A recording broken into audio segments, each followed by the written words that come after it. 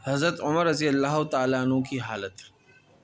السلام علیکم دوستو، خیریت سے ہیں؟ طبیعت صحیح ہے؟ امید کرتا ہوں سب خیریت و عافیت سے ہوں گے انشاءاللہ۔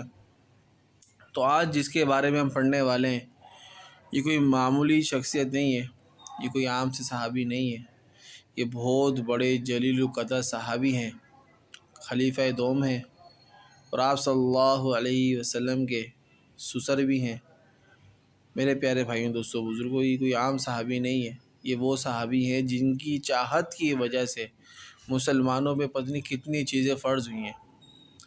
عورتوں پہ پردہ ان کی چاہت کی وجہ سے، شراب حرام ان کی چاہت کی وجہ سے، ایسے بہت ساری چیزیں ہیں جو قرآن میں اتری ان کی چاہت کی وجہ سے۔ تو ان کے بارے میں پڑھیں گے انشاءاللہ۔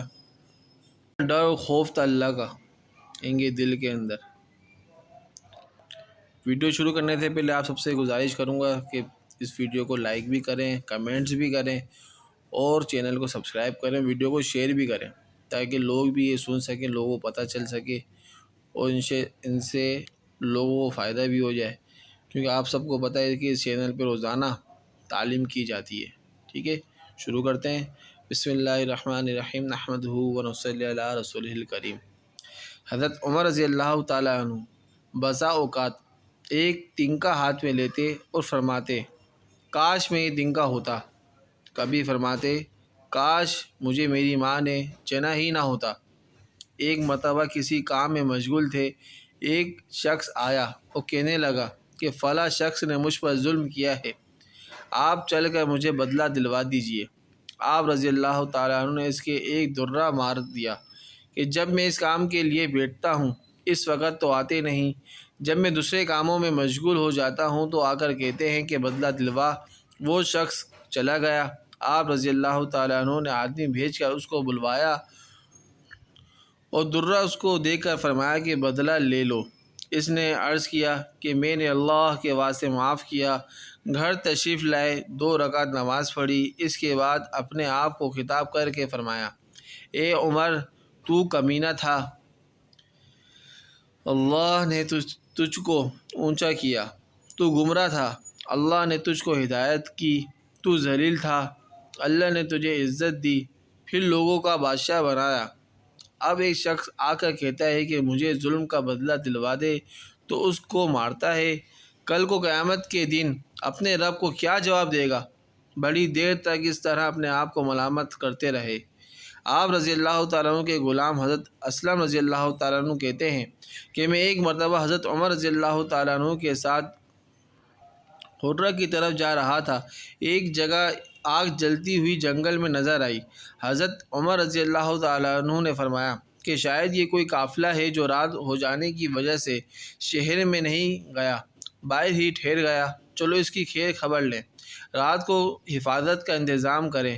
وہاں پہنچے تو دیکھا کہ ایک عورت ہے جس کے ساتھ چند بچے ہیں جو رو رہے ہیں اور چلا رہے ہیں، اور ایک دیگچی چولہے پر رکھی ہے جس میں پانی بھرا ہوا ہے اور اس کے نیچے آگ جل رہی ہے۔ انہوں نے سلام کیا اور قریب آنے کی اجازت لے کر اس کے پاس گئے اور پوچھا کہ بچے کیوں رو رہے ہیں؟ عورت نے کہا کہ بھوک سے لاچار ہو کر رو رہے ہیں۔ دریافت فرمایا کہ اس دیگچی میں کیا ہے؟ عورت نے کہا کہ پانی بھر کر بہلانے کے واسطے آگ پر رکھ دی ہے کہ ذرا ان کو تسلی ہو جائے اور سو جائیں۔ امیر المومنین عمر رضی اللہ تعالیٰ عنہ کا اور میرا اللہ ہی کے یہاں فیصلہ ہوگا، میری اس تنگی کی خبر نہیں لیتے۔ عمر رضی اللہ تعالیٰ عنہ رونے لگے اور فرمایا کہ اللہ تجھ پر رحم کرے، بھلا عمر کو تیرے حال کی کیا خبر ہے؟ کہنے لگی کہ وہ ہمارے امیر بنے ہیں اور ہمارے حال کی خبر بھی نہیں رکھتے۔ اسلم رضی اللہ تعالیٰ عنہ کہتے ہیں کہ حضرت عمر رضی اللہ تعالیٰ عنہ مجھے ساتھ لے کر واپس ہوئے اور ایک بوری میں بیت المال میں سے کچھ آٹا اور کھجوریں اور چربی اور کچھ کپڑے اور کچھ درہم لیے، غرض اس بوری کو خوب بھر لیا اور فرمایا کہ یہ میری کمر پر رکھ دے۔ میں نے عرض کیا کہ میں لے چلوں؟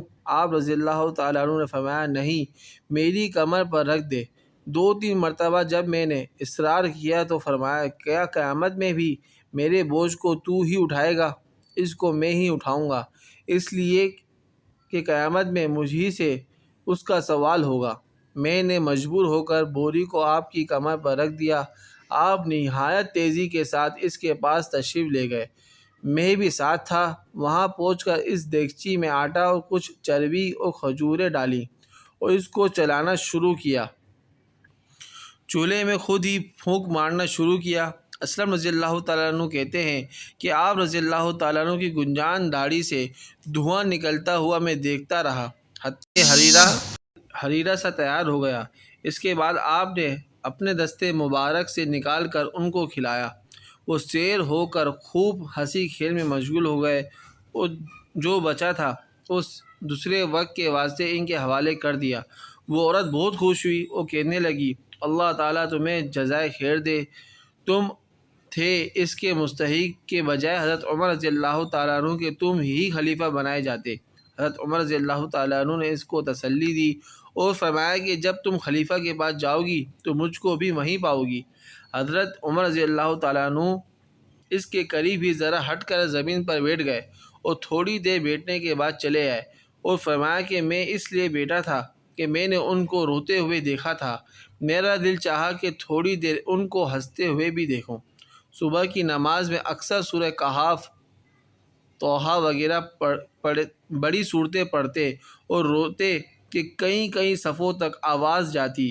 ایک مرتبہ صبح کی نماز میں سورہ یوسف پڑھ رہے تھے، اس آیت پر پہنچے تو روتے روتے آواز نہ نکلی۔ تہجد کی نماز میں بعض مرتبہ روتے روتے گر جاتے اور بیمار ہو جاتے۔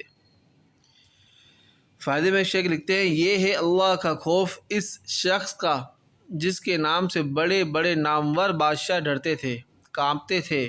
آج بھی 1350 برس کے زمانے تک اس کا دبدبہ مانا ہوا ہے۔ آج کوئی بادشاہ نہیں، حاکم نہیں، کوئی معمولی سا امیر بھی اپنی رعایا کے ساتھ ایسا برتاؤ کرتا ہے۔ بس بھائیوں، دوستوں، بزرگوں، یہ ہمارے صحابہ کے قصے جو ہم روزانہ پڑھ رہے ہیں، ان کا ڈر اللہ سے کتنا تھا، وہ ایک ہمارا حال ہے۔ ہم بھی مسلمان ہیں، ہم بھی اللہ کے نام لیوائے ہیں، ہم بھی نبی کے نام لیوائے ہیں، ہم بھی نبی کی امتی ہیں، لیکن ہمارا کیا حال ہے ہم خود ہی دیکھ لیں۔ ہم گناہ کرتے وقت سوچتے ہیں کہ اللہ دیکھ رہا ہے، ہم کچھ ناجائز کھاتے ہوئے سوچتے ہیں کہ اللہ دیکھ رہا ہے۔ ہم اس کا خود موازنہ کر لیں۔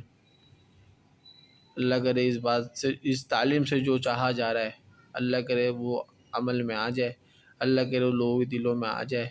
تعلیم کرانے کا مقصد، دعوت تبلیغ کا مقصد صرف ایک ہی ہے کہ اللہ کے نبی کا لائبہ دین اس دنیا میں عام ہو جائے اور شرک و کفر اس دنیا سے مٹ جائے۔ اللہ کرے اس محنت میں ہم سب شامل ہو جائیں۔ بس ویڈیو اچھی لگی ہو تو اس کو لائک، کمنٹس، سبسکرائب چینل کو کر دیجیے گا اور شیئر بھی لازمی کریے گا تاکہ لوگوں تک یہ ویڈیو پہنچ جائے۔ جزاکم اللہ، السلام علیکم۔